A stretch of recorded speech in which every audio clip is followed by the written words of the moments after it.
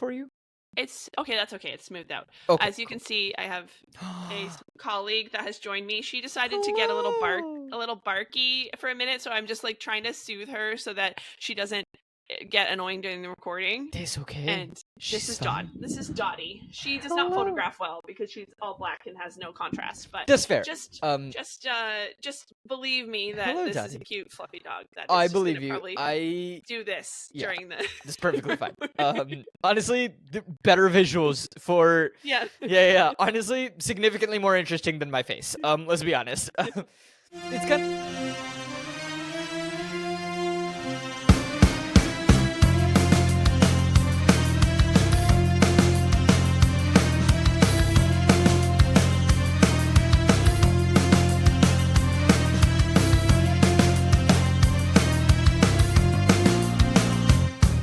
What's poppin', y'all? Welcome to Post Finale. I am your host, Ankit Madhira. I'm an actor and a singer who has not seen a lot of films, so to make my friends happy and potentially provide a new perspective on some popular films, I am on a quest to change that. I am never on this quest alone, however. This week, I am once again joined by the host of the Pages Past podcast, Genna Buck. Genna, welcome back. How are you doing? Hello, I cannot wait to talk about the ending of this movie. Let's go. I am so excited that you are here back to talk about The Notebook. Those eagle-eyed listeners or eagle-eyed listeners or viewers, as you can see, we are truly recording on a different day. It is not the same day 5 minutes after we have refilled our water. One thing no. it isn't is the same day. Yeah, it is that's not right. the same day. Of course not. No, absolutely not. So we are back. We are talking about The Notebook. Now, before we can continue and get to the end of the film, which we will do very quickly, Genna, I have a very important question for you. Yes. Who would you like to play in this film? You cannot play Allie. But if you were to be a character in this film, who would you want to play? And it doesn't need to be someone that, like, you would be cast as now. It's just who would you like to play? I would like to play the mother. Okay. The mother is a very complicated character, and I think we're missing a little bit of her story. We have to infer why she did what she did. And there's like a complicated history in there, and she's traumatized from her life, but she also hasn't learned her lesson. She's evil, but she also she's not just a villain. She's complicated. I want to be the mother. That's fair. She is an incredibly interesting character to play. Mm-hmm. As someone else that, does this for a living, I think if I were to play anyone in this film, don't get me wrong, I want to be Ryan Gosling, but, like, I can't touch that. That's my rule. That's the rule that I created, is that, like, we're never allowed to play the leads for this game that I asked the questions for. I'd want to either play Lon or I'd want to play the mother. To me, the mother is probably the most interesting character that we don't learn a lot about. And Lon, sweet Lon, he's just so pure. He's so pure. Yeah. And, like, I have a perpetually justified kind of revulsion of rich people. So, like, I was never, and of course, like, I'm a romantic. I'm like, clearly Ryan Gosling and Rachel McAdams are supposed to be together. So Lon is just an obstacle. But on this rewatch, I'm like, Lon's not a bad guy. He's not a bad guy. No. He got dealt a crappy hand in the world of love. And I hope that Lon finds love, because he deserves it. Yeah, I'm not sure if they authentically really were in love, because, like, she doesn't fully love him back, and if it's not fully reciprocated, it's not really love. I don't know if he really loved her, but I hope that there's love in his future. Yeah, right? Like, and we'll get more into that. We'll get more into the how do they to love. be together. Like, it's just not as good. Yeah. It's weird, it's messy, and we'll get into it, especially when we hit this scene that is coming up, because we are finishing up the final portion of The Notebook. I think it's about the last 30-ish minutes of the film, if I remember correctly, where we are picking up, ladies and gentlemen. Allie has just opened the door to the house, and it's her mother, and she's in a sheet. Ridiculous. What's more ridiculous? Allie steps onto the front porch and doesn't invite the mother in. Allie, go inside and put on a top. Put Like, on clothes. put on clothes. I guess maybe she thinks it's Noah. Maybe she thinks it's Noah at the door. That would be the only even somewhat reasonable explanation. She still put on a top when you open the door on the off chance it is someone else. On the off chance, yes. And I guess they're like down a country road, right? But like also, this has already happened. Martha came to the door. Right, like this isn't even the first time that someone has come to the door. To the door, like no, there's no excuse for it. It's for movie reasons only. Yeah, and it pisses me off. Yeah. She's also like nude painting on the porch, painting a painting that would have taken like days to paint. Yeah. It doesn't make any sense. Yeah, nah, she's incredibly talented. What are you talking about? She is the speed painter. Yeah, like those people that sometimes people have for weddings to like very quickly paint. Yeah, I will say, back when I would like watch America's Got Talent consistently, I did always enjoy the speed painters. Yeah, it's and cool I thing. love the talent that they have. I can never do that. And I can't paint incredible. Slowly, let alone quickly. But I can I'm not paint really with numbers. Sure. When the number tells me what color needs to go there, as long as the color is also labeled, because occasionally they'll be like, we got gray and silver, and I'm like, this isn't working for me. You got to tell me which is which. There's no reason to think that Allie would have this skill set. None. I don't think at finishing school they teach you how to paint real fast. No, I think they do. Yeah. That's actually surprised. That's what they teach you at finishing school. Right. There's like French, deportment, table manners, painting real fast. Right. Dance. Yeah. It's the Thursday night curriculum. There we go. Yeah. So Anne tells her that Lon is on his way to Seabrook. Oh my God. John spilled the beans about Noah when Lon didn't hear from her again last night, and he decided to come. And I had two thoughts. One, come on, John, I liked you. Why did you have to spill the beans? Why'd you have to narc? You were the good parent. Like, as much as I don't think that John is necessarily he's not painted to be the villain.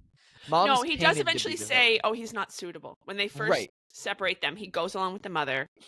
He's not suitable. He's a little bit more compassionate, but not to the point of actually endorsing them being together. Exactly. And that's what my last guest, Reese, and I were talking about when we came across that scene, is that he does it in a way where I know that he doesn't approve, but it's also hi, sweetie, I don't approve, you know this, but I'm also not gonna put my foot down and say no. I'm just gonna heavily imply.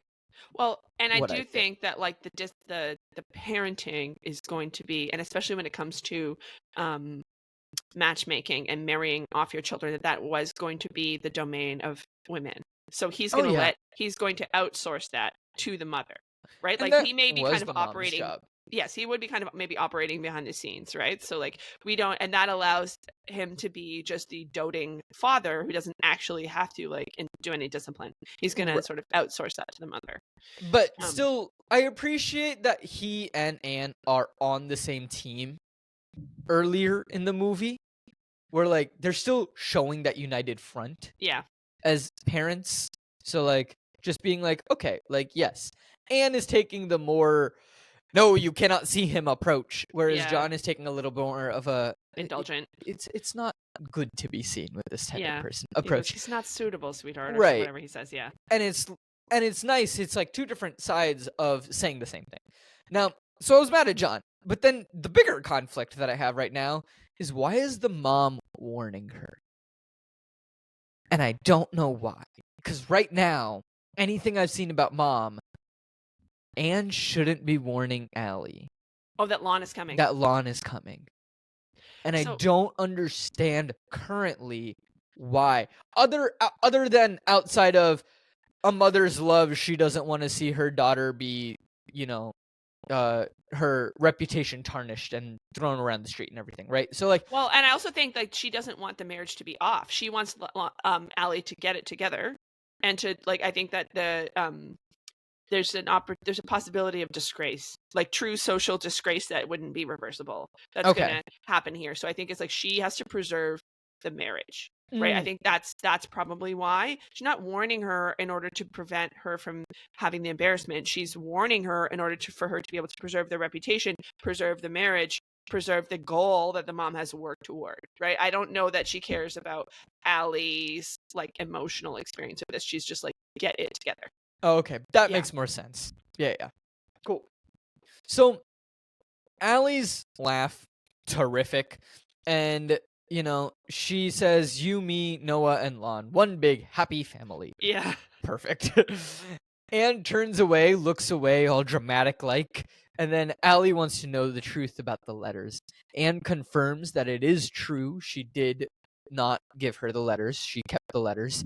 And Allie says, and she is rightfully pissed, says that, you watched me cry myself to sleep for months and never said anything. How could you? And the mom just says, I'm sorry. And I'm just like, Anne, I'm sorry doesn't cut it here. No, you can really see here that the mother is not fully like she doesn't fully buy in. She doesn't fully commit to being the interfering mother because yes, she intercepted the letters, but she kept the letters. But she keeps them, which we don't know currently. So sorry, spoiler. Okay, we spoilers. Didn't mention that, but she keeps the letters, guys. Why wouldn't you burn them? Right, that's what I thought she did. I thought she burned burned more them. Sense. Yeah. And even like her somewhat ambiguous behavior when she comes ahead of time to sort of warn about Lon, like she you can kind of see that the mother is conflicted, right? A little bit about this. It's kind of interesting, and we're about to see why the mom has mixed feelings. Yeah, we're about to see why she has these mixed feelings, and this is really where I'm starting to think like, what is the mother's motive here, and why is she doing what she's doing? We'll find out. So, Allie says that her life is ruined, and I do appreciate that Allie's being a bit overdramatic. I'm like, at the end of the day, your life is ruined.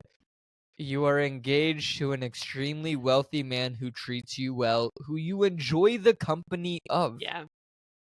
Life could be worse. You're also very young. You're right.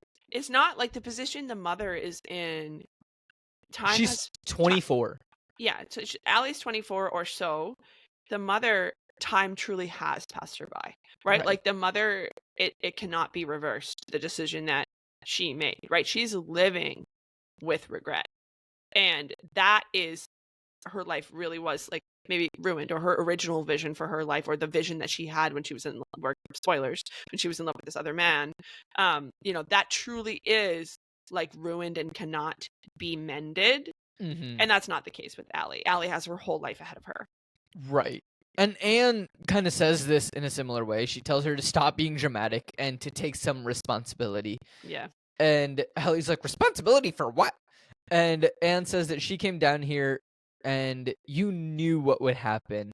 And so Allie's like, what? So now I'm a tramp? And I don't really appreciate Allie in this moment. Like, I get that she's pissed at the mom for not giving her the letters and everything.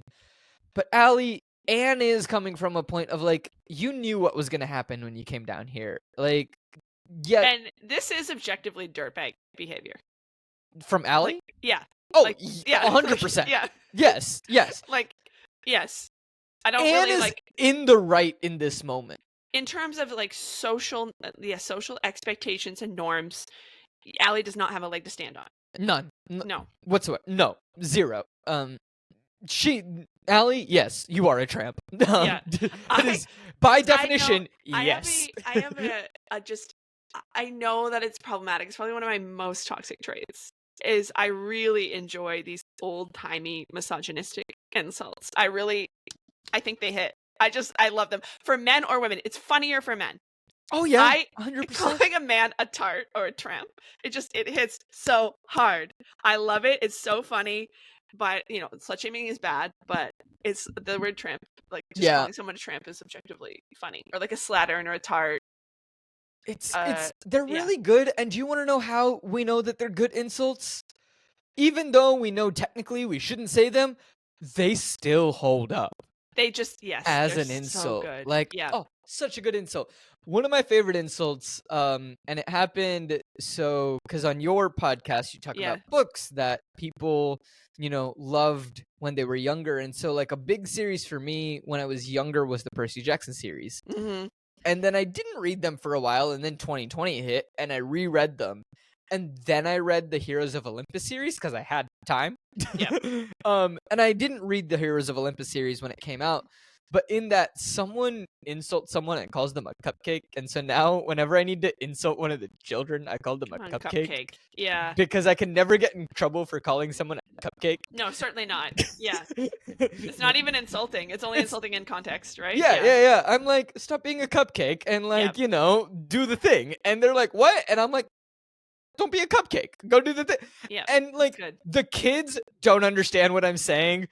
The other adults in the room understand what I'm saying. Yeah. And I'm like, I have found the perfect medium of where I can say cupcake in a sweet, endearing voice, but also be like, hi, child. Go do the acting thing that I'm telling you to go do and stop being a pain. Yeah. It's a good, it hits so hard. I think it's Yeah. great. Oh, Yeah. so good. So good. Tramp. I love a bespoke insult. Yeah. Perfect. So Anne tells her to get dressed. They're going for a drive. Allie asks why she'd want to go anywhere with her. And I do appreciate this. The mom hitting her with the mom quote going, because I may know you a little better than you think. And I don't want you to wake up one morning thinking you'd known everything. You might have done something different. What is her game here? Because I have no idea. No, if the mother is trying to hit home that she's living with regret and Allie should follow her heart, or if she wants to hit home that her mother has had a good life, made the sensible decision, and has let go of this dream of a true romantic love, and a love match, rather than a society match. It is not clear what the mother is trying to achieve here. I have no clue. And like, I will get more into it of what I think she might be trying to achieve after we get through this next scene at the lumberyard. But here, I love the fact that like the mom is just saying like, okay, like I've put up with this. Time to put on like the true mom hat of like, child, shut up. I know you better than you know yourself. Yeah. Like, get in the car, let's go. Like, it is time to move. Like, you were gonna sit and listen. And I feel like it's that moment where like anyone growing up is like, I have messed up. Yes. Yeah. Okay. It's time to shut up and listen. So we get to, is this also still the lumberyard? This is the lumberyard. I think it's the same lumberyard that Noah once worked in. Yeah. Okay. There's only one lumberyard in Seabrook. Great. It is the lumberyard. I couldn't tell if it was the lumberyard because we're looking at a man shoveling gravel. And I didn't see any wood. So, you know what? Wait a minute. You're right. I may have just made that association because it's in the earlier part of the movie. But now that I'm looking at this, I don't see any logs being hauled.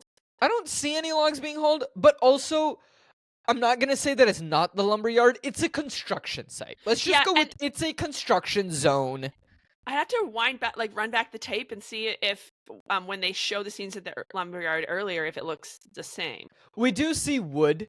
But like the reason that I will still say that maybe it's the lumberyard, it might just be a different portion of the lumberyard. Yes, where they're shoveling coal or they're shoveling stuff to like keep other things going. So like it's construction. We can guess that it's the lumberyard. It might be something man. Yeah, it's a working man. He's shoveling gravel. And we learned that 25 years ago, he was really something. And Anne was out of her mind and they were in love. And they decided to run away because Allie's grandfather was furious over this love. They didn't even make it to the next town before the police picked them up. Sometimes when she is in the area, she stops and watches him, trying to picture how different her life might have been. Am I supposed to feel bad for this woman? Because I don't. I do. Because I really feel the pain of someone who has made a decision that they cannot take back, right? Like where it's like something which is irreversible, and she has made this trade-off to have this soft life and to have this socially acceptable life, and also like she was foiled. Like it sounds like like they did try to run away together, right? But maybe her heart wasn't really in it, you know? Like I think if she really wanted to be with him, maybe she could have, right? She would have had to abandon her family. She would have been disowned. Like she chose not to, and somehow, you know, her reputation survived that incident, right? Because she later made a good match and became a society woman, right? Right. So like perhaps her mom saved her in some way that's similar to the way she's attempting to save Allie now, right? Because just running away, especially what would have been this time, which would have been like virtually turn of the century, maybe if it's 1940s, like it could be sort of maybe late 1910s or something. When this incident would have happened, like just being alone in a car with a man is enough to ruin your reputation, or a carriage with a man, that would destroy you. So like Right. a cover up was executed to repair Allie's mother's reputation. She made a good match and she moved on from this like scandal of her youth. But like she lost this great love in the process. And it seems like she has mixed feelings about it. I understand that. I think Yeah. at this moment, because I don't feel bad for her yet. I feel bad for her by the end of this scene. Yeah. But where I'm at currently, where like she's just divulging this information, I don't know. I just don't feel that bad for her right now because I'm like, yeah, but like if that's how you were, why are you forced your daughter to not even have the opportunity to follow that path? And that's why I'm kind of like feeling bad. It's like, okay, so like what you did as a kid, you see your child doing the same thing, and then you're like, oh, well, that was a mistake. I'm And kind of wondering, and like, it kind of made me view it as like Anne's already decided that Noah was a mistake, especially even though that she's had this past where I'm yeah. like, but what if it isn't a mistake? And what if maybe the mistake was you not going with him, right? And like just playing the devil's advocate. And so like I don't really feel bad for her yet in this moment. She says the same thing Allie says. She says, I'm a stupid woman. Oh yeah, she says that in a moment because she starts to cry, and then she Yeah. says that, you know, I do love your father. He's a wonderful man. He's good to me, and I don't deserve him. I love him, Allie. I do. I love him. She breaks down.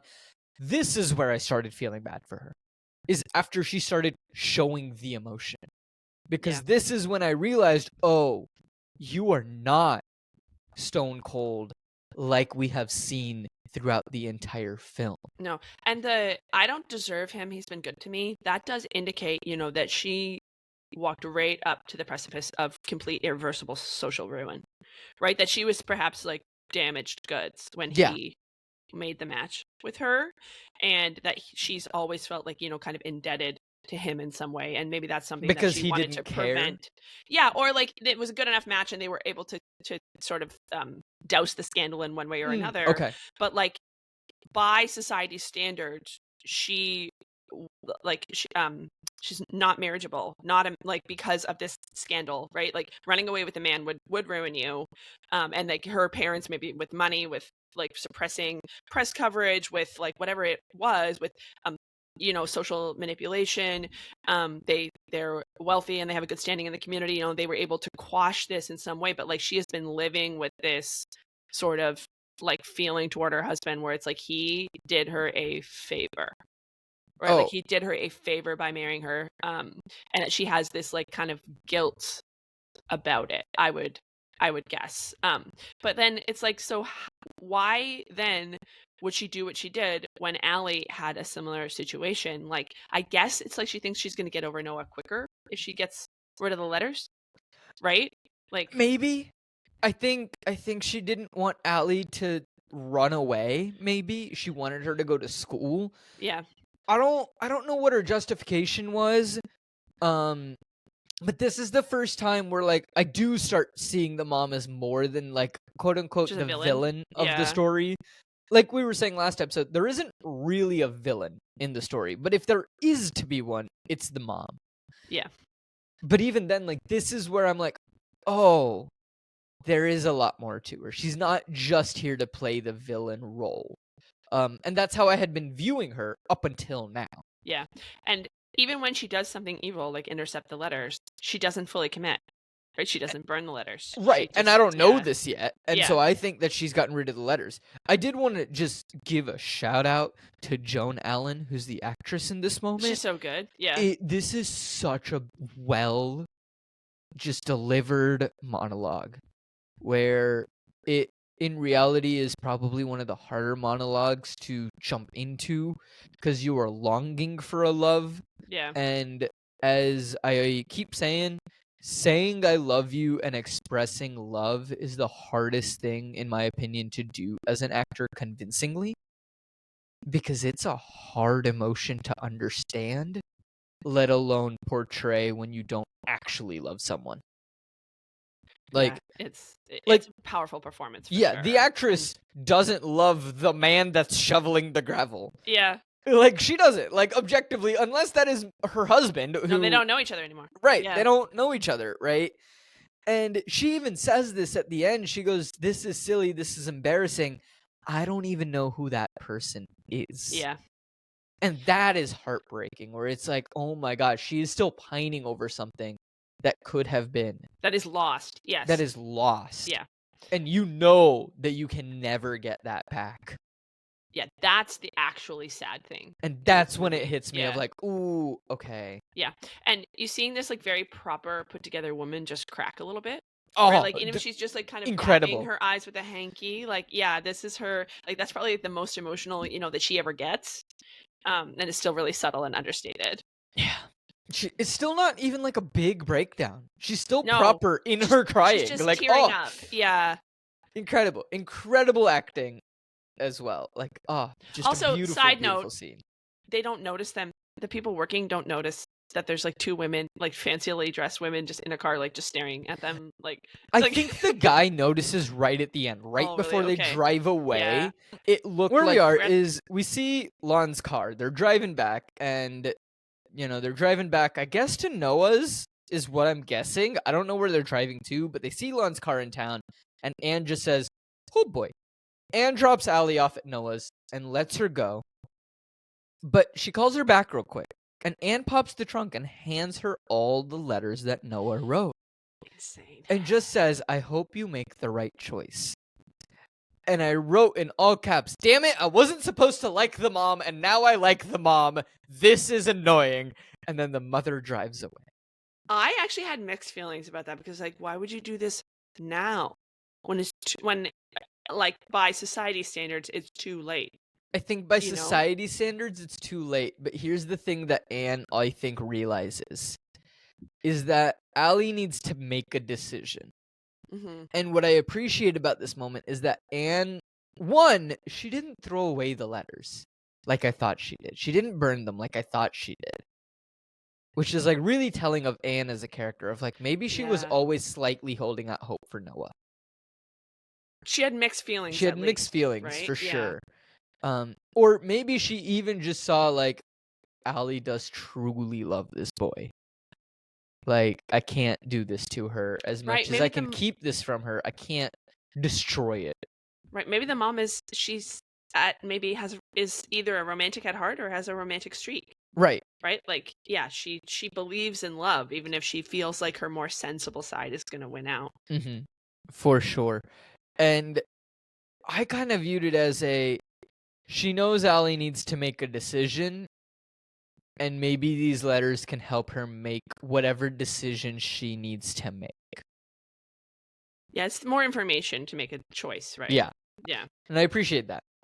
Noah, meanwhile, he's casually sitting on the porch with the flower, and he just goes, "Interesting morning." I love Noah. I love the fact that he's just like, the dry humor. "So how you doing?" Yeah. Like, what's new? Allie tells him that Lon is in town. They saw his car in on the way from the hotel. Yeah. And Noah sees that she finally got his letters. And I was like, Noah, it's so pure. Lovely. I see you got my letters. I see you got my letters. Yeah. He asks her what she's going to do, and she doesn't know. And Noah is pissed. Now, they have I had forgotten that earlier in the movie that shows them having like intense fights, right? And they're about to go into this like intense fight. Get down, you. Oh yeah. Yeah, and like an intense fight, like a physical fight, virtually. Yeah, she wails on him. She does. Yeah. It's wild. I mean, Oh my god. I mean, she says that, we're back to that, or Noah says that we're back to that, and what Back about the to the past same couple thing. of days? Like, they've Yeah. happened. And Allie says that she knows, but they were very irresponsible. And Noah's so pissed, he stands up and kicks his chair as he stands up. And Allie says that she has a fiance at a hotel waiting for her, and he'll be crushed when he finds out. And Noah, fair enough, is like, so you make love to me and go back to your husband. What was your plan? Was that your plan? Is it a test and I didn't pass it? Oh, so you see a little bit of the insecure, feeling inadequate Yeah. Noah on this side. And it's like the test I didn't pass thing, that just hurts. That is so painful. But I feel like it's justified too. Yes. Yeah, of course. It's very justified. fair. Yeah. It's painful. Yeah. It's just oh my god, sorry. Oh, it's okay. You, chill. We're barking at nothing, to be clear. Like we're barking. Yeah, the best types of barks. We're barking at things that I cannot hear, that are too quiet for me to hear, but that for her are like yeah. so intense. Yeah. Oh Beautiful. Herding dog mixes, guys, do not play around. They have a crazy sense of hearing. Ooh. According to her, she's like defending her farm, right? Sure. Yeah. Okay. I think we're gonna chill. Are we gonna chill? Are we gonna chill? All right. Hey, she might chill. Noah and Allie ain't no chill. Chilling. No chill. None at all. Zero chill is taking place here. They're gonna have it out. This reminds me of Little Women 2019. We gotta have it out, Joe. I have no idea, but sure. Oh my god. Okay, if you do that movie, I request, beg / insist that I come back on for that movie. What is this movie called? Little Women, the Greta Gerwig 2019 Little Women. Oh, I've heard of it. Saoirse Ronan and Emma Watson and Timothée Chalamet, the best Laurie who ever Lauried. Okay. Yeah, I sidebar, I love that movie, but this, not just love that movie, it's my favorite movie. Sure. But this, they have it out, Joe and Laurie style. They have it out, Joe and Laurie style. Whatever that means.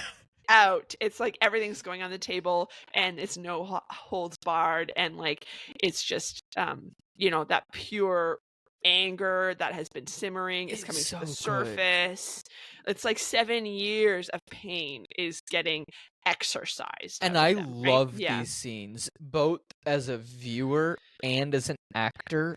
I love these scenes where it's just balls to the wall. There is no rhyme or reason. You say what comes to your mind, whether it is good or bad, and you're in the moment. You're truly in the moment. And that's how an argument is.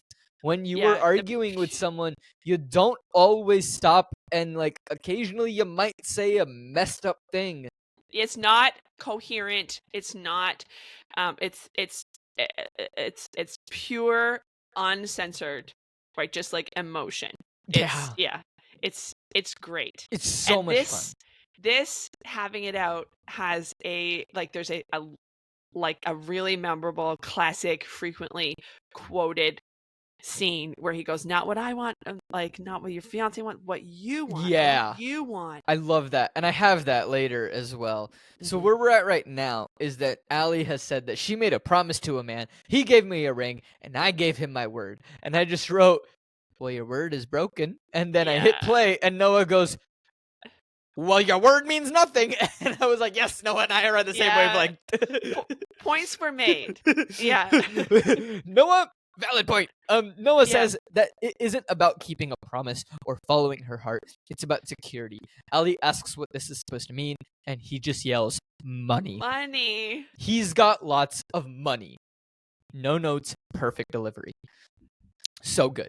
Allie says, not to hate him and calls him a smug bastard. Noah hates her as well, says that if she leaves, he will hate her forever. And Allie asks if he has been paying attention to anything that's been happening, and he just goes, no, I must have missed all the signals.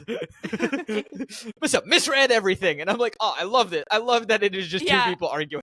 And that's fair enough. Those were mixed signals. Yeah. I love that he's just like, I love that even in the argument, he's still sassy, which is how I function as a human being, where it's just like... the attitude. It's like, you are gonna get the attitude of no, of course not. when I was in 8th grade, I fell down the stairs and popped my kneecap out of place. Ow. And my mom came rushing in from the kitchen, and because I screamed and I fell off of the stairs and I fell off of my crutches and fell down the stairs, landed on my bad leg, completely busted my leg. And she runs in and she goes, "What happened? Does it hurt?" And I just, in all the pain, I still remember this, and I just yell, "No, not at all." Even like you were able to pull that sarcasm from the depths. Like, yeah. Like, it's just Even ingrained through, like, in me. excruciating pain. Yeah. So like I appreciate that Noah, even then, sarcasm, still there. Yep. Allie storms off. Noah chases after her, tells her that she is bored and she knows it, and she wouldn't be here if she wasn't bored, and that she wasn't missing something.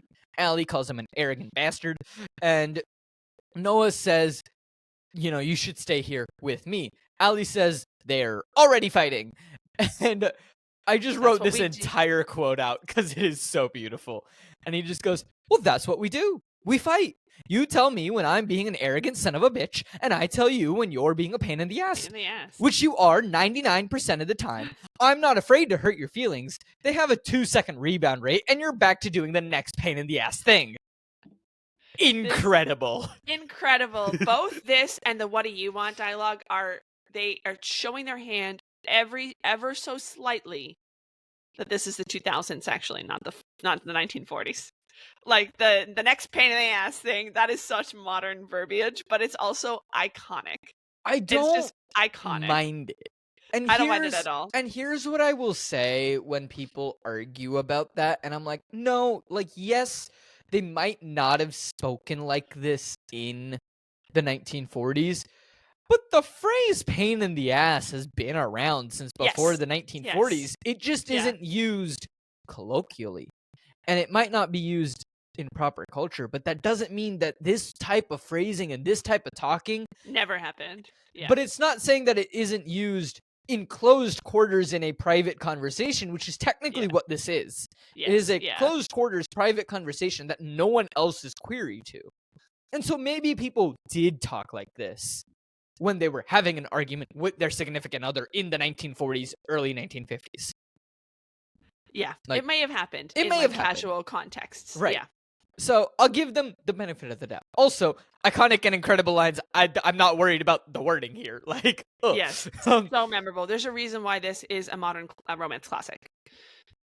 I see why it is called a cult classic. No, I actually think it's a regular. Like, there's no cult about it. Like, this is a romance. Oh, classic. It's just a romance classic.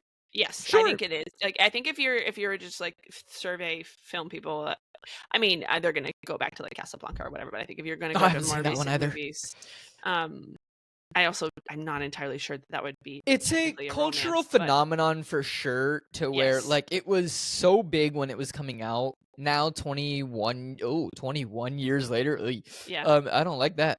Because I distinctly remember when this was coming out. I just didn't watch it because I didn't care about it and it wasn't targeted towards me. And it hasn't been superseded, I don't think, really, by an equivalent romance movie of this type. Like, there's been many romances. There's been lots of romance movies, but I think just the acting, and they did a really good job with the screenplay in this one. The pacing is really good. Yes, it has classic like 5-act romance structure. Mm-hmm. This is like they're working within a tradition of a true romance. It's not a rom-com, which this is like maybe my hottest take on romance consumer, which is I don't like rom-coms. I don't think romance and comedy belong together. I think that each one subtracts from the other. And that love is not really that funny. Like, it's supposed to be epic and high stakes and sentimental, and if I'm going to put like my professor hat on for a minute, this is working in the tradition of like women's films, melodramas, what were sometimes called weepies or three hanky films. Like, this is intended to just like truly be emotionally cathartic, and having a bunch of like jokes doesn't really gel with that well. Right. This is a true, pure romance movie. There are a few others, like About Time, I think would be another example, but like, yeah, this is a classic romance, and it has classic, what we now call romance tropes, right? Like, it's just it hits beautiful. Yeah. So where Noah goes is he goes and closes the door and stands in front of the door so that she can't get in a car. And it's very subtle. But I was like, ooh, he's learning from the last fight that they had. Yeah. He knows that he shouldn't have gotten in that car and driven off. He's not going to let her make the same mistake. And I like it. And it's really short, it's really quick, and you might not catch it. But like, he's grown as a person. Yeah. He learns. Now Noah continues. He doesn't stop. He says it's going to be hard. They will have to work at it every day. But that he's willing to do that. He wants her. He wants all of her every day, and he asks for her picture. He asks her to picture her life in 30 to 40 years from now. Yeah. If it's with Lon, then go. I lost you once. I think I could do it again, and I thought it's what you really wanted. But don't take the easy way out. The pain. Oh my goodness. Like he is like he knows what he would face with the heartbreak, right? But he loves her so much that he wants what's best for her. The fact that he's just like, look, I want you, and I'm not gonna say that I don't. But if you want to go with Lon, I'm not stopping you. And I appreciate that.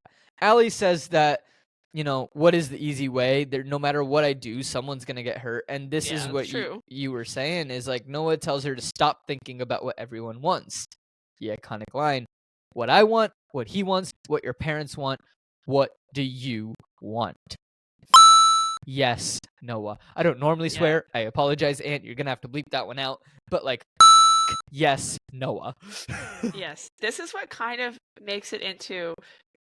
There's some early, like a little bit of pop feminism in here, right? It's like, it's what you want, your dreams, right? It's not even about like the love story or the happily ever after. It's like it's what you want. It's your choice. And like your kind of like empowered, informed choice. And I love that. He's a supportive king. He's a supportive king, and we love it. In this moment. Yeah. Yeah. He's a king. In this moment, he's a supportive king. In other moments, he's a moody king. Yeah, Kings can have. Yeah, he can be a sassy king. He can be a moody king. He can be depressed king, a misguided king. All of these are valid. In this instance, he's a supportive king. We like supportive kings. So, Allie says, it's not that simple. Noah's like, yes, it is. He doesn't back off. I love this. Allie says that she has to go. Here's what I think is going to happen at this moment. Obviously, I've seen the rest of the film. I know how it ends by this time. Otherwise, it would be a very interesting recording. So, what I think is happening is that he is going to let her go, and then she will keep pondering, and he's going to go into the meadow, just like go on a walk in his plantation, and she will yell to him that she wants him, and she's going to run to him and kiss him in the rain in the meadow, because I still think we haven't seen an award-winning kiss as of now. At least, like, what I'm imagining in my brain. Spoiler alert, I don't get what I'm imagining in my brain. I don't know why this image is in my brain. I have zero context for this. I wish I knew. If it's a meadow, I think it might be Twilight. Like, they kiss in a meadow, very famously. The image that I have in my brain is there is a meadow, it is raining. The girl runs to the guy, he lifts her up, and they kiss. I don't know what this is from. Are you sure you haven't seen the award show? Because that's what happens in the award show. Maybe that's what it is. This is what is in my brain. Okay? Your brain is conflated those. Or some other movie. And it might be some other movie. I don't actually know why this is in my brain. And I don't know why I have associated this image with The Notebook. Zero explanation as to why this image is connected to The Notebook in my brain before I watched this film. I'm pretty sure the epic kiss is on a dock. Right? It is. It is the epic kiss that we talked about in the last episode. I didn't think that was the epic kiss because in my head, I'm still thinking that there needs to be a meadow. So this is where I'm at. Allie gets in her car, she leaves, and she is sobbing. She almost drives straight into the truck. Love how the other truck driver doesn't swerve. He just keeps going straight. One of my favorite movie tropes that the other person never stops driving straight. No, it already appeared once earlier when we didn't talk about this, but like Noah spots Ali in the city and he like runs into traffic. People are always running into traffic and making like wildly dangerous driving decisions in movies, and they're but always fine. Noah running into traffic, the car at least stopped. Yeah. This one doesn't even stop when Ali's in the wrong side of the street. Just keeps going straight. Just silly. Yeah. Yeah. She pulls to the side, she pulls out a letter, and she starts to read. I'm just going to read this letter. It finishes with Duke reading the last line. Now, the letter states, "My dearest Ali, I couldn't sleep last night because I know that it's over between us. I'm not bitter anymore because I know that what we had was real. And if in some distant place in the future we see each other in our new lives, I'll smile at you with joy and remember how we spent a summer beneath the trees, learning from each other and growing in love. The best love is the kind that awakens the soul and makes us reach for more, that plants a fire in our hearts and brings peace to our minds. And that's what you've given me. That's what I'd hope to give you forever." This last line is read by Duke. "I love you. I'll be seeing you. Noah." Which "I'll Be Seeing You" is the song they dance to. Okay. That's in what the it is. when they are first together, they dance to "I'll Be Seeing I'll You." be seeing you. Okay. Yeah. Absolutely no holds barred, sentimental, weepy, melodramatic. That's emblematic of this genre. Yeah. It's like there is no cynicism, there is no irony. It is like epic love. They are hammering on those like sentimental tropes. I like there's a lot of people, this is where they're gonna check out. They're like, this is too much, right? Nah, this is where I'm like, tell me more. How does she break Lon's heart? I need the answers. Okay, let's go. All right. So we're back with the old people. Yeah, we're back with the old people, and old Ali says that it's beautiful and a beautiful story. And I'm pretty sure that this person is named Ali. I still don't 100% know, but I'm now calling her old Ali. Yeah. And now old Ali says that she doesn't know why, but it makes her feel sad. And Duke says that he knows that she feels lost right now. Don't worry, nothing is ever lost, and nothing can be lost. That is a lie. The body, sluggish, aged, cold, the embers left from earlier fires shall duly flame again. Again, not quite how these diseases work, but from my understanding and from your understanding, I'm not claiming to be an expert on them by any means. He's quoting Whitman here, I think. Yes, he is. Yeah. But it is still beautiful. But in terms of like what he's telling her, like I just don't want factually accurate. Not factually accurate. I would just like that to be clear to the people. Yeah. But it is beautiful. And Ali asks if he wrote that, and he's like, "No, Walt Whitman." And I love that old Ali's like, "I think I knew him." And Duke plays along. Oh yeah, I think you did. That is what you do, by the way. You're always supposed to yes and improv style with people with dementia that start speaking nonsense to you. Right, and you're just like, never, you did do know not him. contradict them. It's like maybe you did know him. I don't know. I think you did know him. Like, you know, I like that he doesn't say like, "No, you didn't," or like, "Oh, you definitely did." He's just like, "Yeah, you might have. I don't remember." Yes. Like, I don't know if you knew him.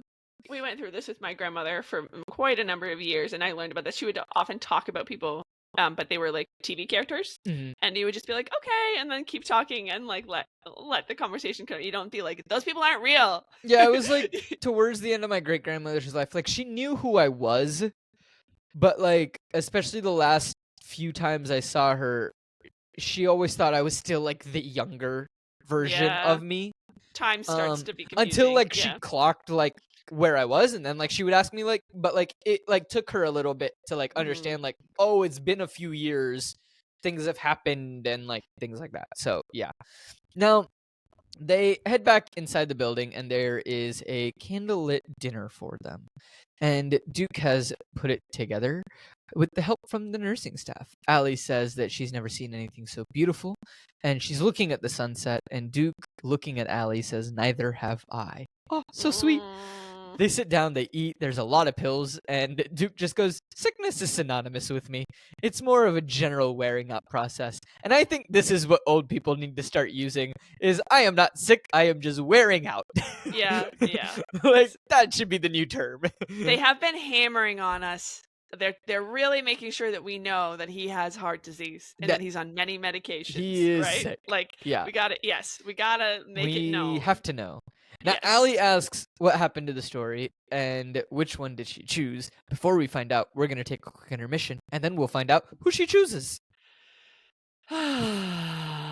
Hello, everyone. I hope you are enjoying this episode of Post Finale. Welcome to the intermission. Just a quick couple of housekeeping things, and then we will be right back into this episode with me and Reese going over The Notebook. So, where we are, I just want to let you know, thank you all first off for listening to this episode. If you are enjoying this episode so far, please do leave a like, a comment, interact with us, follow us on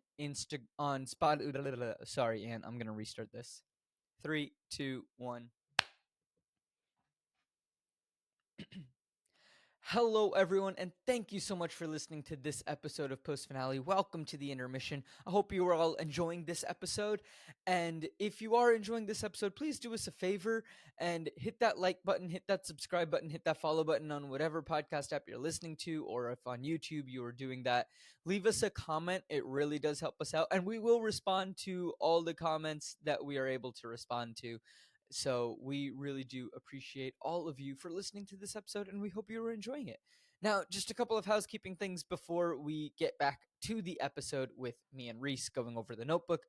First off, if you are enjoying our content and you want more of it, you can get so by going over and getting onto our Patreon at patreon.com/co-opforge. So that's patreon.com/co_opforge. And you get access to bonus content, and it's not just bonus content from Post Finale, but it's bonus content from Flip the Scripts as well. And every now and again, we got some stuff from Seattle Across the Pond going up there while that show is on a bit of a hiatus currently. So we are still uploading every now and again over on the Patreon for that as well.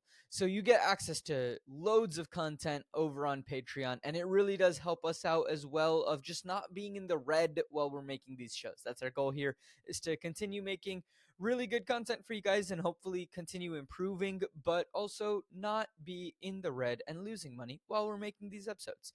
So if that sounds appealing, the Patreon is patreon.com/co_opforge.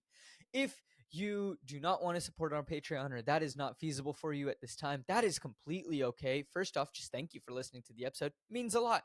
You can still help us out if you want to help us out. Follow us on social media, co-opforge, co_opforge on Instagram, TikTok, and Facebook, and Post Finale Pod on Instagram. Be sure, follow us on social media, talk about the show on social media, tag us in posts. It really does help us out a whole ton. Send us recommendations of things that we should watch on this show or things that I should put on the list. I don't know most of the time what's going on. The Notebook got on the list because it was a suggestion from somebody. So by all means, if you have suggestions, send them my way. I'll add them onto the list and I will get to them hopefully soon. There are a lot of films out in the world, so do follow us on social media, co_opforge, and Post Finale Pod on Instagram.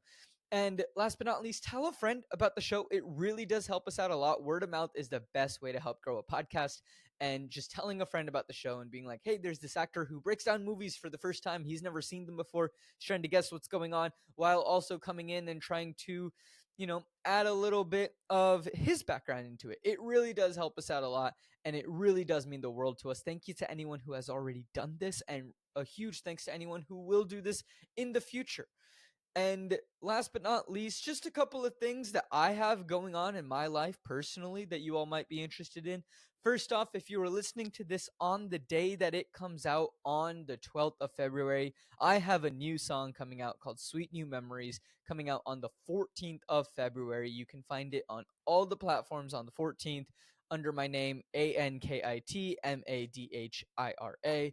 So just Ankit Madhira. Anywhere that you listen to music, you can find the new song Sweet New Memories. And it's coming out on the 14th. I really hope you all enjoy it, and I hope you all listen to it. Secondly, if you are in the Seattle area, or even if you're not in the Seattle area, but want to come to the Seattle area for a theater show, I have my first professional lead, and it is a very, very fun production of Oliver, where I am playing Oliver himself. We're turning it into punk, and it's rock and fun, and Oliver's teenagers now. It's a really good time. Be sure to come check that out. It is going to be happening on March 21st through April 5th here in Seattle at the Theater Off Jackson. And tickets are out now, and the ticket link will be in the description down below. But I think that is everything for us. You've heard me ramble on for a little bit here in this intermission. Let us get back to post finale and back to the episode of me and Reese going through the Notebook. So we're back and we're picking. And now, Lon. We're with Lon. We've cut back to Lon. Lon, I'm assuming, has found out because Lon has 3 choices. And none of these seem like things that would be choices if Allie didn't tell him the truth. Yeah, I think we've had an offstage conversation. Yeah. We know what's up. I love that we can accept there's been an offstage conversation. The audience is smart enough to know this is the offstage conversation. Let's go. Lon's got 3 choices. Option number 1, shoot him. All right, Lon. It's taking a turn. I love that. It's like, yeah, I mean, you could. Yeah. I do appreciate that he goes through his options. He's like, option 2, I kick the crap out of him. Okay, fair enough. Valid. Ever so slightly toning it down. Just toning it down. And level 3, and option number 3, I leave you. Oh. But all of that is no good because none of these options get me you. Despite everything, I still love you. Lon, you sweet summer child, you don't deserve Allie. You poor sweet soul. Some people just get the short stick. Lon got the short stick. That's all there is to it. He deserved better. But he figured it out. He was like, there's various things that can happen here, and none of them involve a happy ever after for us two. Right. And Allie says, I love you too. And I wrote in all caps, liar! And Lon... As a friend? Yeah. Yes. Yeah. Now, Lon says he meant what he said when he gave her that ring. And Allie goes, I did too. And then I wrote in my notes, and then Noah came back into your life and you meant none of it. You didn't mean it. Again, I love Lon in the sense that he deserves better. Allie's the one at fault here, so I'm gonna call her out on it. As much as, like, it is her story. She's the bad person in this situation. You straight up cheated on your fiancé. Don't pretend you didn't. Yeah. Like, and I don't think she tries to deny that she does. Like, she doesn't deny it. And I appreciate that she doesn't deny it. I appreciate that, like, however difficult that conversation is, it needs to happen. Right? Yeah. So, Lon loves her, but wants her for himself. He doesn't want to have to convince his fiancé to be with him. And that is such a valid point. He's just like, I love you. But I agree with him. Like, you shouldn't have to convince someone. No. To if be you have with to you. make an argument, then the argument's been lost. Right. If you find yourself making a pro and cons chart about someone, it's over already. Mm-hmm. Because you when people say when you know you know, when you know you know. When you know you know. Obviously it's a no. And I've seen situations where, like, things will get messy and it's like, you know, they go away, but then they come back, and it's like, like, you know, and that's fine. Like, that happens in relationships, and things are messy, and things aren't always straightforward and stuff. But, like, especially when it is about to be married, and, like, you are in the fiancé stage, if the question is, should I marry you or not? When you know, you know. If it's not, hell yes, it's a no. Yeah. And, you know, he's got a fair point. And, like, I understand that, like, you know, sometimes in marriages, like, you know, you go through a rough patch and it's like you're making those pros and cons lists. And then you come out and everything is fine and dandy and it works out for you, and that people's journeys are different. But in terms of fiancé, I feel like when you know, like you said, if it's not a hell yes, it's a no. Allie says that he doesn't have to. She knows that she should be with him. You know that you should be with him, but is that what you want, Allie? I don't know. We'll she didn't say she wanted to. She said she should. No, she should. Yeah. Now, we're back with Duke, and they have lived happily ever after. And old Allie just goes, who? Who did? And I love that she doesn't let him off the hook. I love that she's like, no, finish the story. Hear it. Who? Yeah.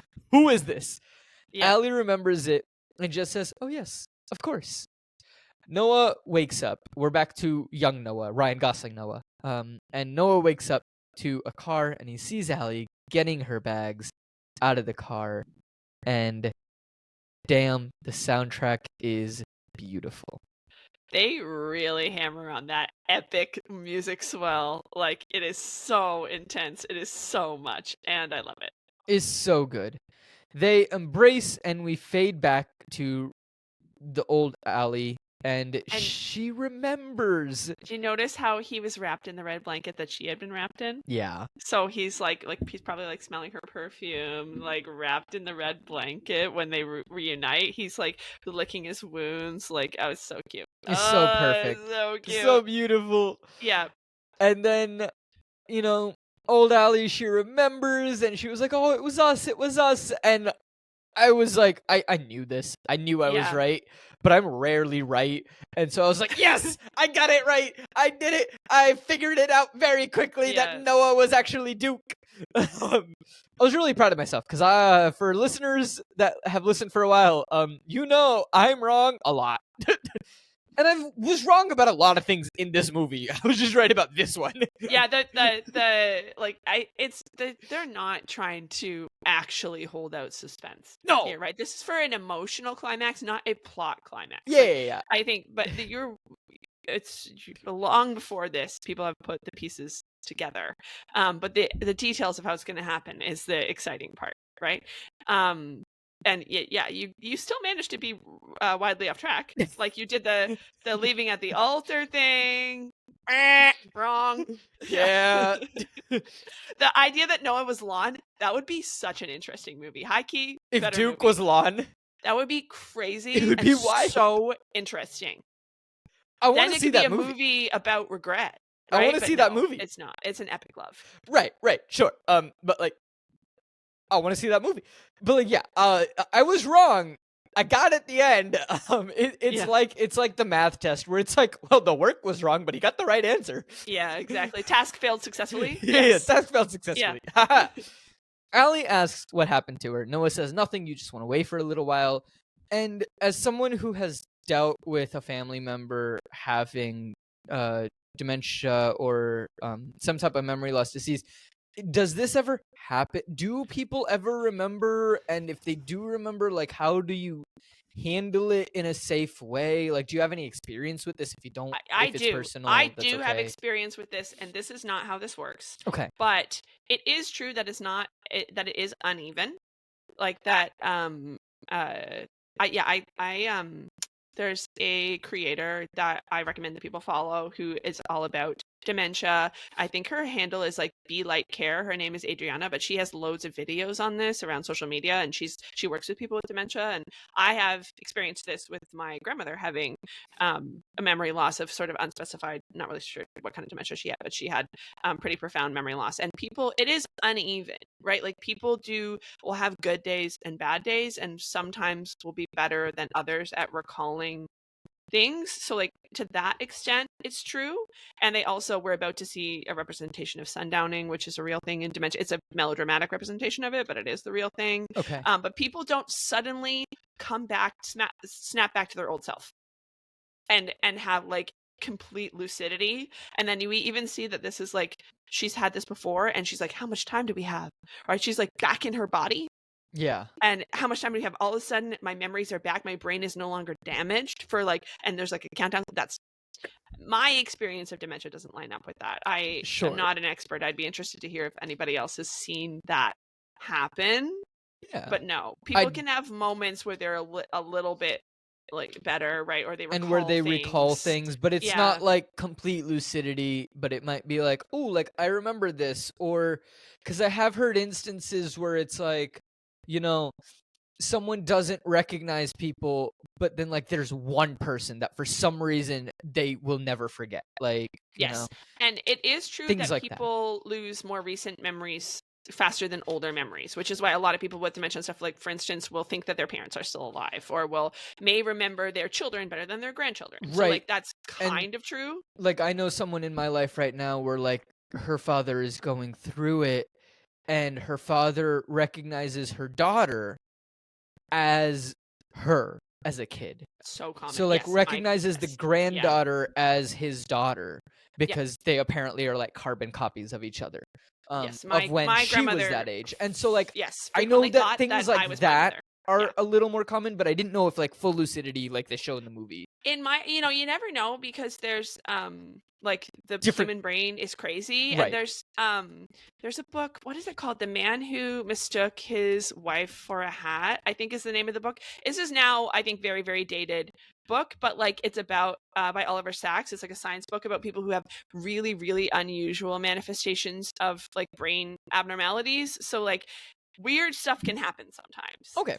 But the power of love doesn't overcome Right. dimension. So it's brain not damage. Yeah. out yeah. of the question where this could happen, but it's not. If it does, it is so far and few in between that it is like it's not common to where anyone thinks that this is how it works. No, and it's not this dramatic. It's like someone right, has a, right. a more lucid day, not all of a sudden being back to their pre-dementia self. Sure. Yeah. Okay. Like they just might have a day where it's like I wake up today and I know where everything is. So it's like, yeah, like I'm just going about my life. Like, yeah. Not no.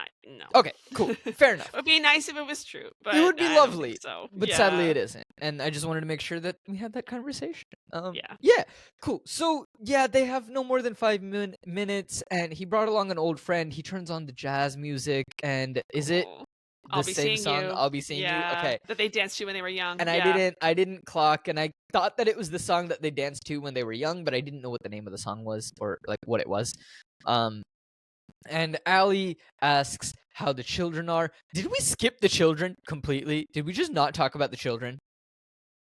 When did the children appear? Have we talked about that? I'm looking at my notes, and he says Mama doesn't know us, right? That we see the adult children. That entire conversation happens, but I don't remember you and I talking about it. I have the movie up. I'm just gonna see if I can find where it is. But yeah, so they're actually, I thought that was a really interesting thing, because there's like that is actually kind of a like a continuity error in the movie. Or I don't know if it would be called a continuity error, but it's like a timeline problem, because the children are not the right age that we see. They tell in the nursing home, they say that it's his children. They tell her, because I think they don't want to confuse or alarm her, right? And they also don't want to show their hand to us, the audience, that it's their children together. Right. But then we do, like, they take Allie away, the older Allie away, and to have a nap or whatever, and Duke stays with the adult children, and one of the adult children says to him, Mama doesn't know us. Exactly. So you kind of get the idea that they are the mother That's and father the gist of it. of these children.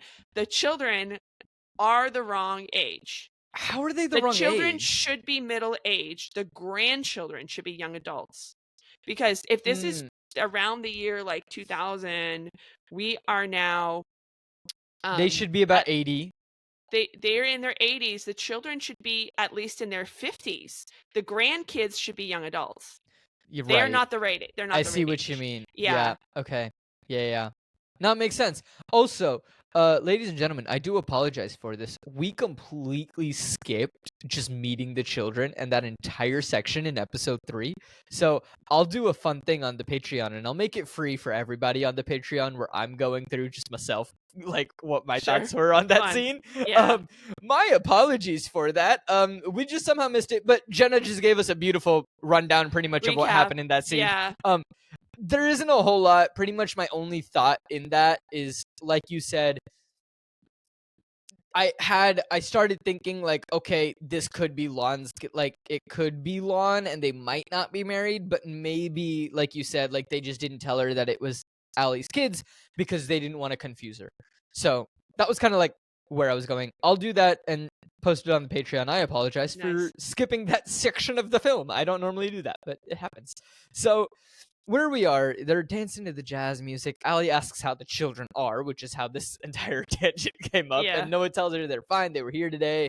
And Allie asks him to tell them that she loves them and that she is sorry. Sad. And that's so sweet and so sad. Allie asks, yeah, it's so sad. Yeah. It's so painful. Painful. Allie asks if he remembers the story he was reading, and Allie asks if she could be her tonight. And I was like, aren't you her every night? Aren't you always Allie? Not what she meant. She wants to get in a car, go for a ride, go somewhere. And Oh, Noah this part is says, so "Not sad. tonight, darling." Oh, this part gutted me. I was It's so sad. heartbreaking. Because this is where we get a little hint that like maybe she's a bit cognizant, but she's not back to her, like she's not fully rational in her thoughts. She thinks that Right. they can run away together and they can outrun dementia somehow. Hmm. It's so sad. And Noah, when he says "not tonight, darling," Allie clocks that he says "darling" and says, "Why, darling? I don't know you." Oh. Incredible, incredible switch from Genna Rollins, who is the actress here. Oh my god, like the switch from the "I am in love" and dancing to the sudden "Who are you? I don't know you. Get the hell out of here." Incredible Yeah. turn. And it also like I can just like viscerally feel that like it feels scary because like it becomes almost like sexual harassment of a person who is of like diminished capacity, right? They're like embracing. And all of a sudden she's like, "Who are you?" And like suddenly it becomes this like violation. It is so sad. And they're like, partners, lovers of a half a century, and she doesn't know him. And Like she it doesn't is know him, and it's horrible. heartbreaking. Yeah. And the nurses have to come in. They have to subdue her. The doctor comes in, administers some medicine. The nurse calls it sundowning. She shouts, "She's sundowning," which Right. like you wouldn't do because they would know what that is. Like What they're just what that's for is the benefit. sundowning?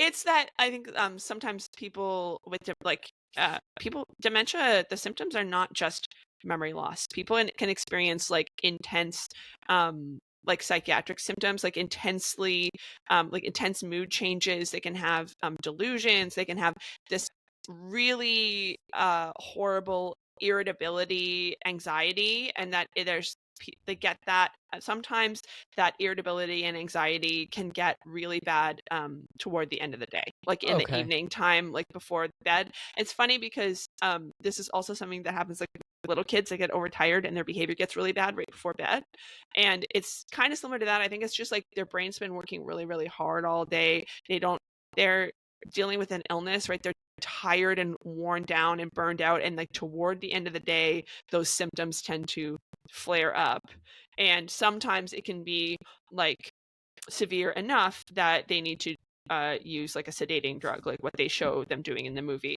It's like a melodramatic enactment of it, but it is very very very much a real thing.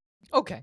I understood that it was like a medical term, and I just Yes, had I never heard actually it. think that it's like a colloquial term for a medical thing. Oh, okay. I don't know if it has a medical name. Sure, it might But not be an yeah. official medical term, but like something that it seemed like something that doctors and nurses like. It is a term that is commonly used. Yes, In it's like nighttime agitation in Okay. dementia patients. Yeah. I mean, Noah's watching all of this happen. He is bawling. He feels helpless. I get it. Like he wishes he could do something to help her, and he can't. Allie is fine. She starts to relax, and we start to see more pictures of the actors as moments in their lives. Noah's looking through his photo That album was so cute. and the letters, and we see some pages, and then we see this, and it says, "The Story of Our Lives" by Allison Hamilton. To my love, Noah, read this to me, and I'll come back to you. Which is so sweet. She wrote a book about their love, knowing that she was losing her memories, and then wrote this down so that she has a way to never forget. That's the notebook. It's her notebook. I know, and I was Yeah. like, "Oh, So she wrote it down She probably wrote the early notebook. in her dementia, like when she was first diagnosed, she was writing like she's running out of time, right? Like trying to finish the story, and she's Yeah. like, I don't want to forget our love." Oh, it's so It's painful. so sweet. Yeah. It's agonizing. And then we hit the next morning, and Noah doesn't seem to wake up, and Allie sees him being wheeled away, and I'm like, no, I don't like this. This is not okay. Noah's not allowed to die. No. Well, we have been told several times that he has heart problems. Right. They really hit us hard. They were He's like, on hey, many remember those medications. pills he was on? Yeah, pills, so many pills. He's withering away. Sorry, I just got a message from my friend about a song that we're working on, and all I sent him was strings last night, and he just goes, "What do you mean by this?" Because I was driving, And it just popped up on my computer and I just laughed at that. Anyway, where are we? So the next he really has this and it's terrible, and the nurses need to force Allie into some sort of wing, and something about Mr. Holmes, and Allie is looking longingly like she wants to get out of wherever she is. Meanwhile, later that night, it does seem like Noah has gotten up and he's out of bed. He feels fine. He's taking a walk. He cannot sleep. And the nurse says that it is against the rules. She knows that he wasn't really going to go for a walk, and he was actually going to go see Miss Allie. Oh. And he's like, well, I just got out of the hospital, and I miss her. And the nurse apologizes, but she can't let him see her tonight. You're going to have to go back to her room. And then the nurse goes, as for me, I'm going downstairs to make myself a coffee and won't be back to check on you for a while. So don't do anything foolish. And I like how it's like I saw nothing. Don't get me in trouble. Wink, wink, nod, nod. See ya later. So funny. Noah goes over and notices that the nurse already has coffee, so then he heads into Allie's room. And I like that the nurse already has coffee as well. Yeah, that's really fun. She's like straight up just lying. Just straight up lies. Lie. Yeah. Like, oh. He heads to Allie's room and he watches her sleep for a little bit, and then he talks to her. She wakes up and she's lucid at this moment. She remembers Noah. He apologizes for not being around to read to her today, and she was afraid that he wasn't going to come back, and Noah says that he will always come back. And Allie says what will happen when she can't remember anything anymore. Noah says that he will still be here. He will never leave her. Oh. Allie tells him that she needs to ask him something, and she asks if our love can create miracles. And Noah says, yes, I do. No. And that's what brings you back to me each time. No. Oh, no. I can't. This is where I tap out. He's so beautiful. He's so sappy. As a teenager, I was in hook, line, and sinker. Sure. As an adult, I'm like, wow, okay. Yeah, as a teenager, I was like, love is a miracle. As an adult, I'm like, no, baby. No. It's so sweet. Like, no. Yeah. But no. And we're about to see the last miracle. The last miracle of love. Preposterous, really hitting it hard. Incredible miracle of love. Do you think our love could take us away together? I think our love can do anything we want it to. It is such a beautiful scene by these two actors. And then Noah lays down with her. They cuddle and they say goodnight. The nurse comes back the next morning and finds them both lying together, holding hands, and they have seemingly passed away in their sleep, holding hands next to each other. And then we see the ducks flying away, and that is the end of the film. Remember Me with Robert Pattinson ass-ending movie. I cannot let this stand. This is one step too far for me. Them dying together. The women's weepy genre of movie. This is where you have even as a teen watching this, I remember being like, nah, come on. And this is the Nicholas Sparks ass ending of this movie. Like the author of these books, he churned out so many of these sappy PG rated romances. He's a conservative Catholic. They're completely spiceless, juiceless. Based on the movie, it's got some spice to it. The spice is fully for the film. The book is tomato, absolutely PG-13. But yeah, this is it is epically romantic. It's a little bit out of nowhere. I feel like if anyone was to die at the end of the film, it needed to be Allie. One is one thing. Also, this just isn't how death works. No, it isn't. And I've been with people who have been dying. Dying actually takes a really long time. It does. And even when people die in their sleep, it does happen. It does happen, but it doesn't, not like this. Okay, so the movie, I really enjoyed it. I thought it was great. And as I always do, listeners, if this is your first time joining us, at the end of every movie, I look up things about how it did. I specifically don't look this up beforehand to avoid spoilers. So the ratings that I got, IMDb rated it a 7.8 out of 10. Rotten Tomatoes, the tomato meter, which is the critic score, is a 54%. And the popcorn meter is an 85%, and that's the audience score. But that 54% by the critics really throws me off. I think this probably would have been seen as a sappy movie. Okay. You know, it's in the tradition of the women's melodramas. It shares a lineage with the likes of things that are on the Hallmark Channel. You know, it's a real cut above that. But I do think that this is before the sort of resurgence of appreciation for media that's targeted at women, for stories that are for and about women. You know, the social media fueled return of appreciation for romance was still to come.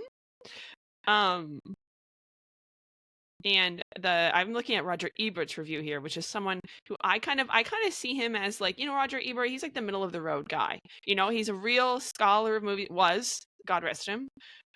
Real scholar of movies. Like, he had good taste, but he was, I think, kind of conservative in his appreciation of movies. Like, he had sort of, you know, I think you can often get a sense for a consensus view if you look, although he had idiosyncrasies, but he sort of talked about it beggaring belief.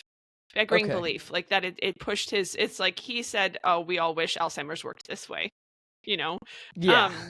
Which I get. And it he tied it to, which I can't believe we have not mentioned this movie yet, which is A Walk to Remember, another Nicholas Sparks flick. Never heard of it. And very, very, and these were came out at a similar time. Walk to Remember was a little bit earlier. Okay. Very, very influential on my generation, and absolutely in the tradition of the Nicholas Sparks women's weepies melodrama.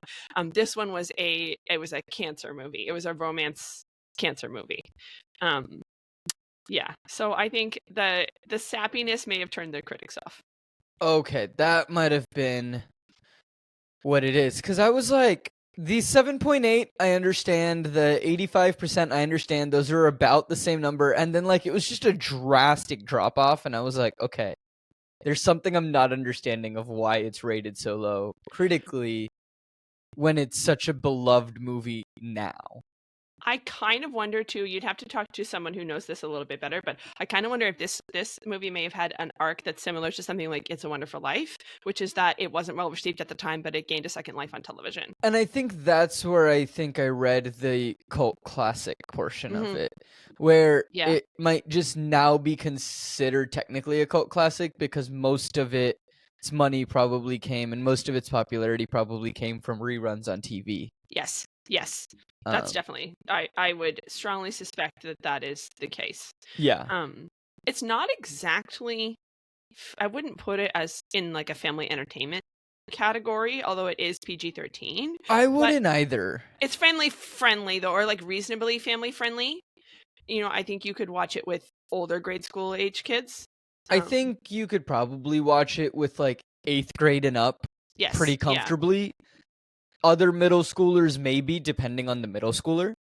Yes, it's case by case. Yeah, it's case by case, but I feel like generally speaking, 8th grade and up, you can feel comfortable watching this movie with someone that age. So that would make it a good candidate for a lot of TV networks at a reasonable time of day. Exactly. So I think that might be part of it. It's kind of like Jurassic Park for me, where I don't think I've actually watched the entire thing, or if I have, I watched it with like my family was watching it. I was in the room, but I was 4 and didn't care.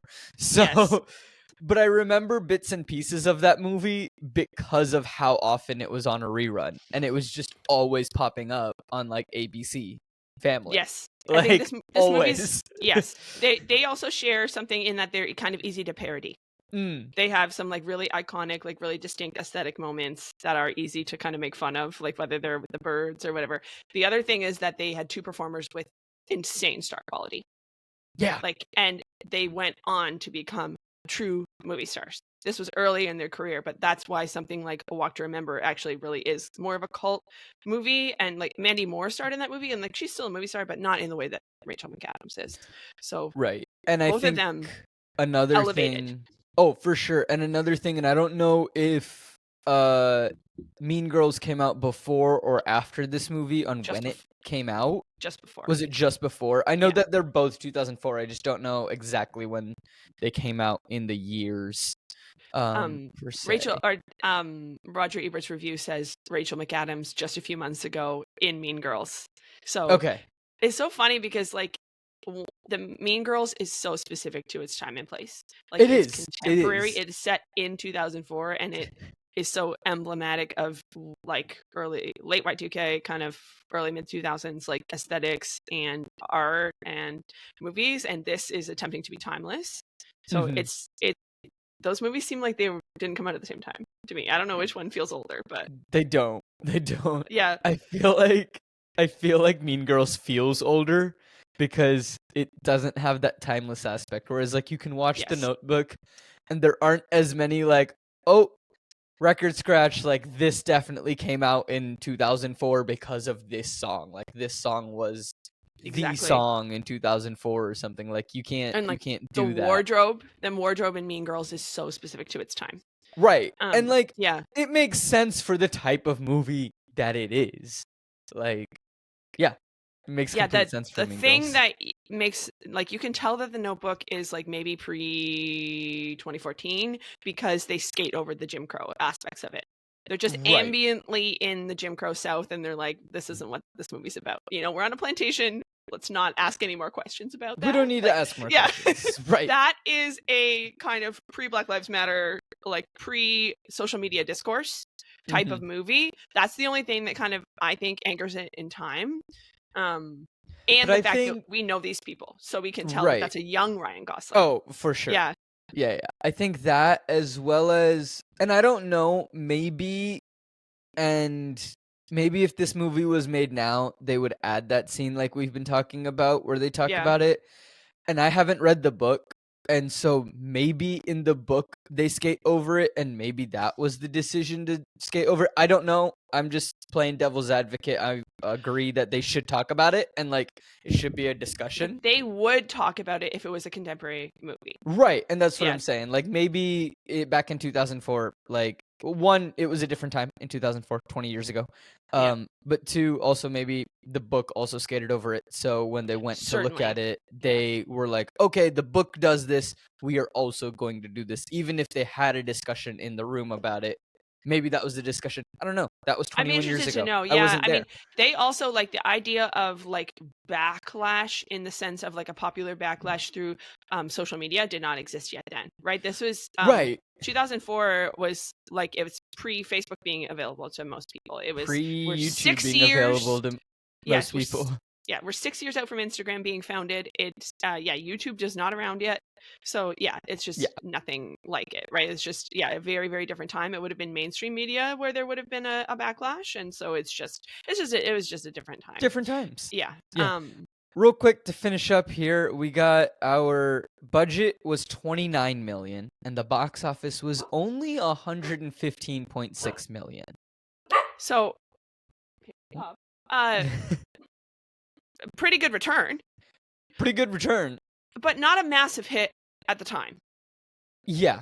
And that's where I think the cult part of it comes in, where it probably made a lot more money than that, but it was probably making a lot of money on reruns. Yes. And DVD. Don't forget about DVD. DVD was a big deal. That's how I saw it. DVD did the big thing. Yeah. Oh, I miss Blockbuster. It was so satisfying getting to walk in and pick something. Yeah, I have good memories of Blockbuster and also Jumbo Video, which was the video store that was popular in my area. Okay. They had free popcorn, which was sick. Nice. Yeah. I don't know if it was the Blockbuster, but there was some place that I would go to as a kid that would have free popcorn for kids. That's so cute. And I loved it. Oh. And like it's those days, it's why as a kid I never minded going with my mom to like get the car oil change or something, because like I could take a book and then I would get free popcorn and a hot chocolate, and then like I'd just go get my hot popcorn, like my hot chocolate, go sit down and read my book and like just eat, and I'd be like free food. Yes. So we also had 12 wins and 10 nominations. Don't know how that math works, but I think it means that it won 12 times on 22 total nominations. For just various different awards? Various different awards. If it is specifically for the Oscars or the BAFTAs, I will write it down. But these were not any specific ones like those. However, it did get a lot of MTV Movie and TV Awards. Yeah, that's not surprising at all. This is also something that I feel like might be somewhat lost in this generation, which is like the importance of teen movies at the time. And that was the other thing is Yeah. it had... Ooh, hold on. It had 1, 2, 3, 4, 5... It had 11 nominations, just nominations, let alone winners, for the Teen Choice Awards. Yeah. Which, like, I think that's another one where people don't realize, like, that is actually a very big award. Yes, especially at the time. Yeah, especially at the time. And even now, like, it is still, if you are winning a Teen Choice Award, like, you have to understand that, like, that is a lot of teenagers that vote on those awards. And, like, teenagers are smart.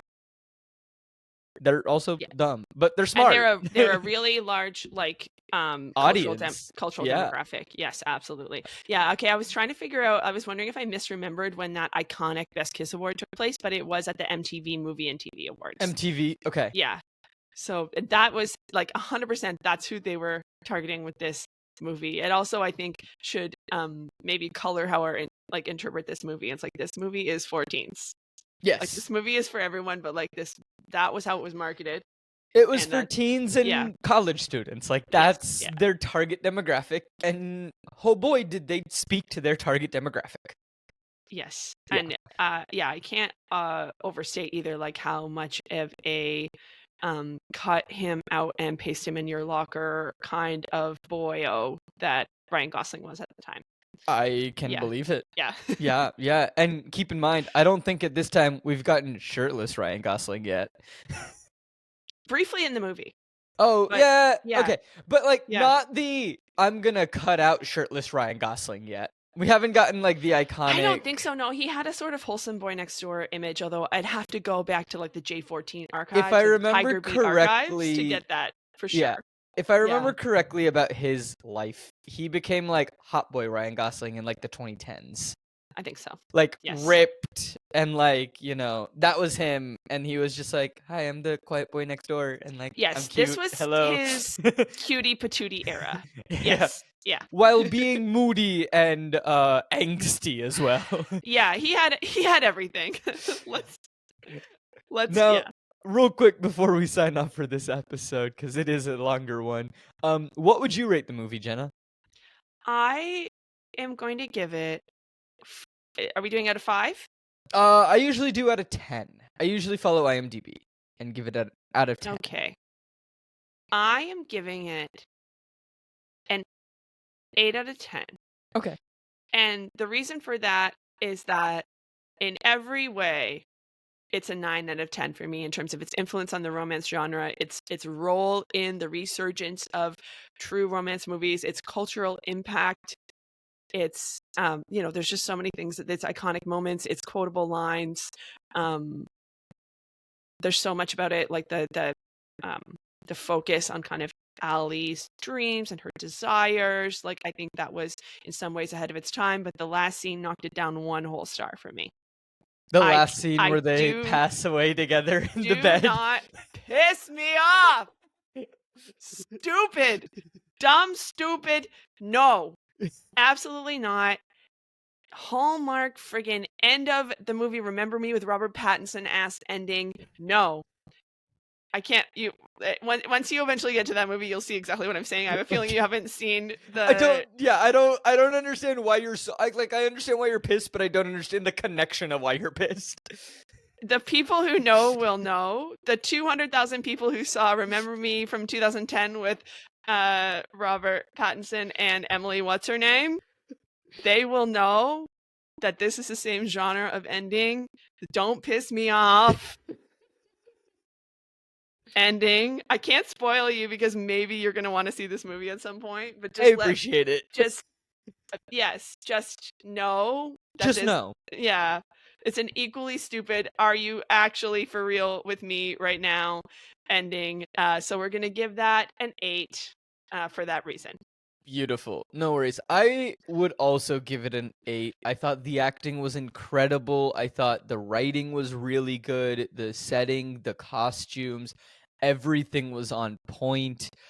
I think the main reason for the 8, it knocks it down. One for me is just the portrayal of like, this isn't, as much as I know that this is the story, I wish they portrayed a bit better of how dementia actually works Yeah. instead of the Hollywood lovey-dovey and like giving people who don't necessarily know how dementia works a false understanding of it.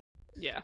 And so I didn't appreciate that. Even if it was like a conversation, right? Even that doctor conversation that they had, if they just had that in a slightly different way, where we were talking about how the doctor had good intentions but came about it the wrong way when he was talking Yeah. to older Noah. Even if that conversation just went slightly differently, I think I would have enjoyed it a bit more and it wouldn't have knocked it down. The other one, again, I agree, the ending is a little too lovey-dovey.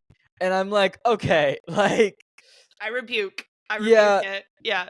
yeah. Personally, Allie needed to be the one that passed away and Noah needed to live. Okay. That's how it should have ended. It shouldn't have ended with Noah passing away. I don't think that would have been a good ending.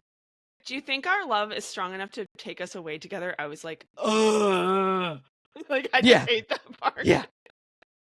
Credit Yeah. credit to the actors. They did great. Oh, they did wonderful. Although I think, and this is the different ending that is on streaming, which is that I think that there's some cultural sensitivities there where not everyone wants to have lingering shots on people that are said to have passed away. And that's the difference in the streaming cut, which is you don't see their bodies at all. You just see a flock of birds overhead. You see the nurse come in and see that they passed, and then you see birds. You don't see them. Oh, that's or you see fair. them just for a second, like very Okay. briefly. It doesn't linger on them the way it does in the American cut.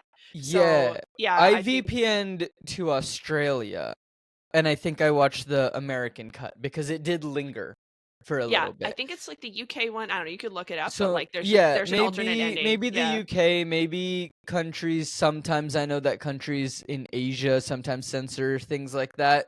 Because culturally, they're like it's not good to look upon the dead, and Yeah, exactly. Yeah. unless it's your family, etc. Their cultures are their cultures. Respect them, and so like yeah, maybe those cuts. I'm not sure, but yeah, I think I watched the American cut because Yeah, that it makes definitely sense. lingered for more than Yeah, a you're second. looking at them like arm in arm dead for like a little bit too long. I mean, Yeah. I think 100% too long because that's just dumb and it shouldn't be in the movie, but They shouldn't have died together. And I Dumb. think that is the perfect place to wrap up this episode. Jenna, thank agree. you so much for joining us. Thank you for Again, having if me. people want to find you and your show, how can they do that? How can they follow you? You can find me on pagespastcast.com, or if you would like to see a few extras and get a little behind the scenes, you can join my free Patreon at patreon.com/pagespast. And we're on Instagram at pagespastcast, and that's PASTCAST. And I have a podcast where I have some of your favorite people and my favorite people come on and revisit books that were really meaningful to them in their far past.